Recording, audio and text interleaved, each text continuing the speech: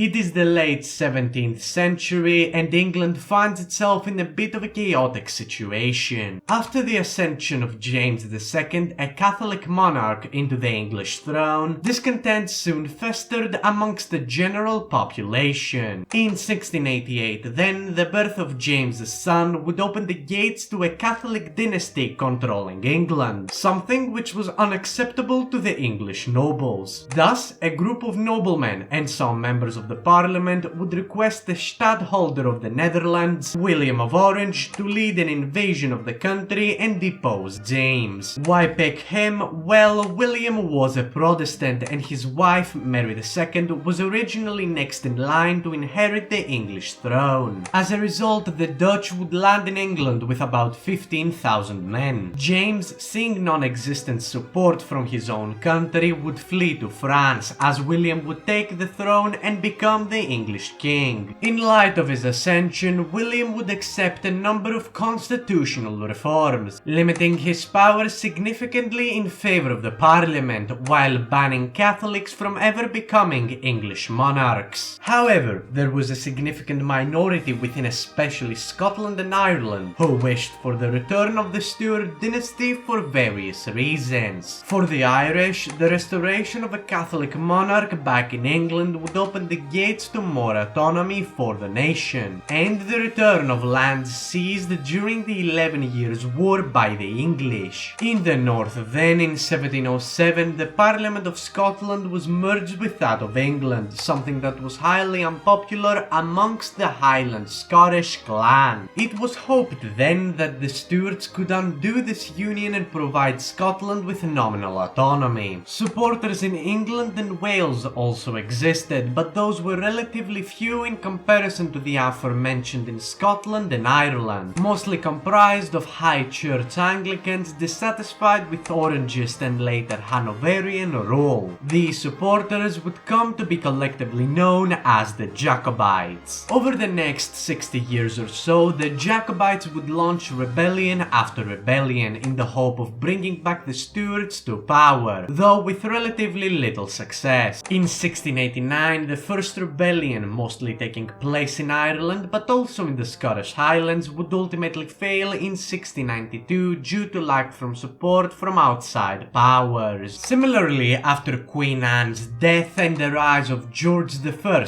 a Hanoverian, to the English throne, a Jacobite revolt would break out in Scotland, which at first saw relative success, but that was once again not to last for long, as after a defeat at the Battle of Sheriffmuir, the last Jacobite revolt would abruptly come to an end. The most famous attempt at a Stuart restoration, and what will be the focus of this video, happened during the Austrian War of Succession. As Britain joined the war on the side of Austria in the hope of containing French expansion, the French devised a plan to invade the country and install Charles Edward Stuart on the British throne. However, bad weather conditions would put an end to said plans. Not to be deterred, Bonnie Prince Charlie would secure French financial support and would initiate a revolt in 1745. In July, Charles would land in the Scottish Highlands with a small force of about 7 men. Upon hearing the news, many Scottish clans in the area would begin to support the uprising, and by the end of August of the same year, Charles had managed to gather about 1,500 men, mainly from the pro-Jacobite clans of Cameron, MacDonald, Macleans and others. After capturing Edinburgh and winning a decisive victory at the Battle of Prestonpans, the Jacobites would prepare for an invasion of England. Bonnie Prince Charlie would convince the Scots to go along with this, promising English Jacobite support and a French invasion of the country from the south. However, upon entering England, Charles and his army would encounter null levels of support, while the French fell through with their plans. Despite the Jacobites on paper winning some major battles, with the aforementioned lack of support, they were quickly forced to retreat. Then, after a Pyrrhic victory at the Battle of Falkirk Mere in January of 1746, the Battle of Culloden in April of this year would mark the end of the revolt and the Jacobite movement within Britain as a whole. The legacy of these rebellions cannot be understated. As an indirect result of the suppression the Jacobites began to suffer after the last revolt, the Scottish Highland culture began to decline.